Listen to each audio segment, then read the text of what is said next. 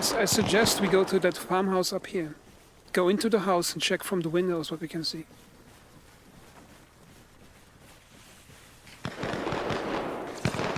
Tracer, tracer, tracer! So I think Reforger is pretty amazing. And I think there's two reasons for that.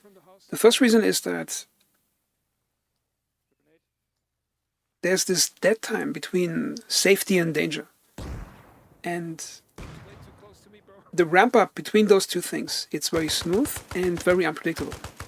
So for example, in this farmhouse scene, as I was approaching the farmhouse before the tracer came out of the window, I didn't know how close to the enemy I was, because the only thing you see on the map is who is the owner of a certain camp area, but you don't know how many enemies are in the area, you don't know how many friendlies are in the area, because your own location isn't shown. You only see the locations of friendly squad leaders. So on this ramp up between safety and danger, you never know how close to combat you are until it starts happening. And I think that simple fact is pretty amazing in itself. Because you have this... you're more engaged in the gameplay if you're like 500 meters away from the flag center. You don't know exactly where the enemy is, so your mind is already occupied with being careful and tactical and being sneaky and all of that. And the second point is about the organic team play in this game. Because in this game, the game enforces team play in a very organic and beautiful way that you don't get in any other tactical shooter. And what I mean by that is, for example, in that farmhouse scene at the beginning, if you look at the clip, most of the players you see in that video, they have white names, not green names above them. Because it's a friendly name tags, white means it's on your team, and green means it's in your squad. And you only see those tags up to 50 meters, I think. And the cool thing is, most of the guys that I was teaming up with for that farmhouse assault, they were not in my squad. We just met up together in the main base because we spawned in the same area. We spawned a car, and then we just drove in the car together. So the actual squad membership didn't matter. And so we just drove in the car, and the cool thing was, one of the guys was driving, and I was reading the map sitting next to the driver. And they already have organic team play, because if he's driving, there's no mini-map, so you have to pull out the map, and he can't drive with the map out, I think. So he requires somebody next to the driver to tell him which road to take, which at the crossroad. And that already enforces the organic team play, because if you have somebody else telling you where to go by reading the map for you, you already get a benefit from being together with other players. And enemy contact. Now, as we arrived to the checkpoint area, which is the next step, there was basically a checkpoint that was manned, I think, by an enemy AI. And the green team is basically a neutral AI team that hates both sides, and there's sort of the buffer enemy that keeps you occupied before meeting the other team at the beginning of the match, before you start capping other things. Raise the transmitter tower at Point Montana. Out. Yeah, that's funny.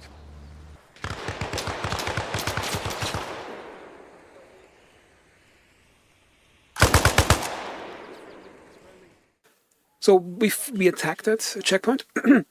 What we didn't know is that there was an enemy team that we thought was an enemy team attacking from downhill from across the road, because a few tracers came flying in my direction through the smoke. So I fired back. I hit somebody by accident, and it was a friendly fire incident. It was actually friendly. But the cool thing is, since you only see name tags of friendlies, I think up to 50 meters, I wasn't able to tell it was a friendly. And this is the next thing that enforces team play in this game, because the confusion of combat and the realistic leaving out of information that you don't get in this game, like knowing your exact location, not knowing the exact location of your friendlies, not knowing how close you are to the enemy at all. The only way to get out of this confusion or increase your chance of surviving it is to stick close to other players. And that's the beauty of this game, is that you don't have any rigid reward system to keep you in a squad. It's a simple matter of organic survival that wants you to stay with other players.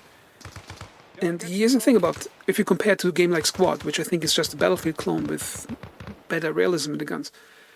For example, in Squad, you have to be in a squad to get certain loadouts. And the bigger the squad is, the more varied loadouts you can get.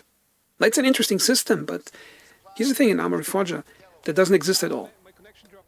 You at no point limited on what weapon you're, because there's actually no real kit system. You can spawn as a rifleman, you can go to an ammo box at the main base, Pick whatever you want. Rocket launcher, M60 machine gun, and a backup M21 with a huge scope on it.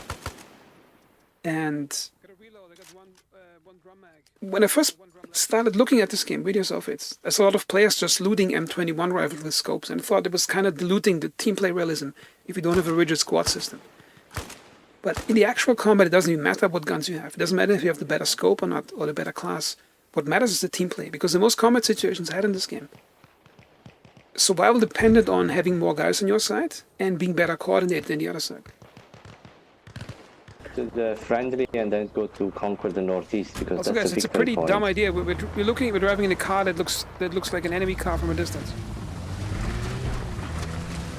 Well, pretty sure we'll be fine.